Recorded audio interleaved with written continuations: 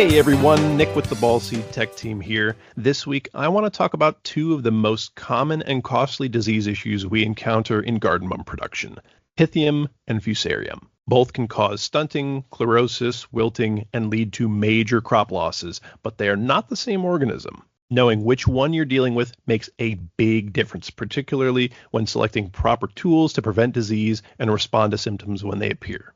Let's start with Pythium. If you've grown mums for any length of time, you've probably encountered it. Pythium is an opportunistic rootzone pathogen that takes advantage of stressed or damaged root systems.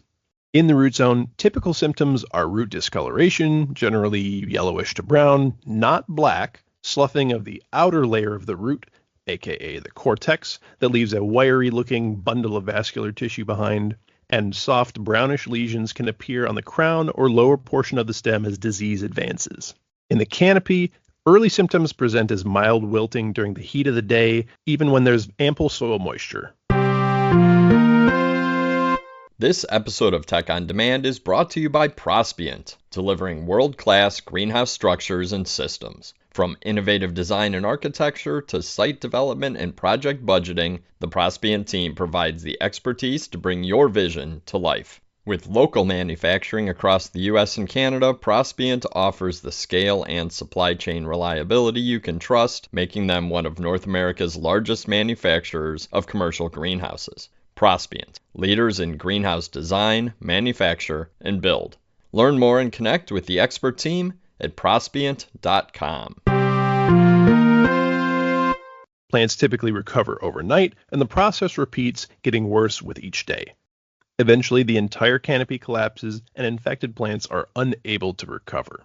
The problem is, by the time above-ground symptoms become obvious, the pathogen has typically been active in the root zone for quite some time. The best strategy to combat Pythium is prevention. The first and most important cultural factor to manage is substrate moisture. When possible, ensure that you get moderate wet to dry cycles between watering or fertilizer applications.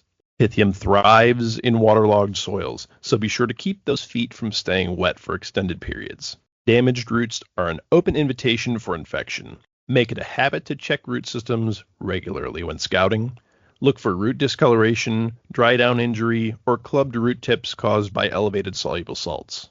Monitor soil electrical conductivity, or EC. Irrigate thoroughly, but as infrequently as possible, and avoid allowing the crop to dry down to the point of wilting. Those corners and edges of production blocks, especially on the south and southwest sides, are often the first places drought stress will show up. Quick tip, if you're using drip irrigation, positioning at least one emitter on the south-facing side of the container can help to moderate root zone temperatures when you irrigate and reduce heat-related root injury. It's a simple adjustment that can pay big dividends during hot weather. Mother Nature's whims rarely align with our ideal irrigation schedules. Manage risk in the face of unpredictable or uncooperative rains with appropriate fungicide protectants. A good rule of thumb is to start with a substrate drench application roughly 7 to 10 days after planting liners, or once roots have reached the container sidewalls, whichever comes first. From there, make follow-up applications according to label instructions so the protection remains in place throughout the crop cycle. If you're growing outdoors and dealing with frequent rainfalls, you may need to tighten those reapplication intervals to maintain effective coverage. Be sure to rotate frac groups every time you apply a Pythium preventative to reduce fungicide resistance buildup, and lean on products that contain etradiazole, cyazofamid, or use trichoderma-based biofungicides. Fungicides that contain mefenoxam are okay, but generally struggle to suppress warm-season Pythium species like Pythium aphanidermatum, a frequent flyer in the summertime mum disease airspace. So this active ingredient may not be the best option for the lion's share of the mum season. While biofungicides with active ingredients like trichoderma can play a critical role in Pythium prevention, they work best as preventative tools. Once disease becomes established, traditional fungicides that target Pythium are generally more dependable, particularly in situations where disease pressure is high or the pathogen may already be present in irrigation water. Now let's shift gears and talk about Fusarium. Unlike Pythium, Fusarium usually shows up later in the crop cycle, often starting to pop up in late July through August. Sadly, some of the most severe cases I see are on crops that are approaching their ship date but are too far gone to save. Don't let this become your reality.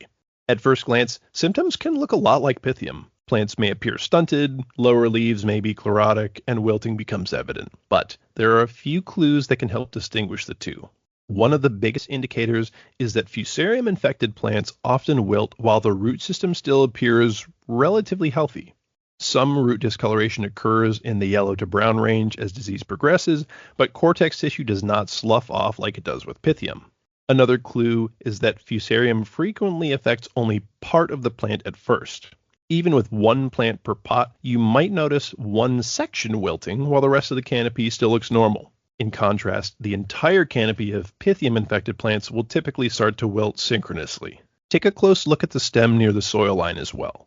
Fusarium commonly produces reddish-brown stem lesions near the soil line, and under favorable conditions, high moisture and warm temps, you may even see pinkish or white fungal growth around the infection site. These visual cues can be very helpful when diagnosing the issue. Fusarium is much harder to control with fungicides compared to Pythium, so management starts with excellent sanitation. Because the pathogen survives in soil and plant debris, begin with a clean and sanitized growing area, new containers, and fresh growing media from a reputable supplier. Then, focus on minimizing plant stress throughout production. Avoid severe dry down events, mineral nutrient deficiencies, and temperature extremes whenever possible. Irrigation management matters. Fusarium spreads readily through splashing water. As such, drip or sub-irrigation systems are preferable to overhead irrigation because they reduce opportunities for spore movement throughout the crop. Finally, have a fungicide strategy in place before canopies mature and high-risk weather hits. As plant canopies begin to close and crops reach roughly half to two-thirds of their finished size, treat proactively. Preventative fungicide treatments become especially important following periods of high temperatures coupled with heavy rainfalls. Several fungicide active ingredients provide effective control, but rotating frac groups remains essential for preserving performance and minimizing disease resistance development. Lean on active ingredients like strobilurins, members of frac group 11, DMIs, members of frac group 3 like triflumazole or difenoconazole, or the old tried and true thiophanate-methyl.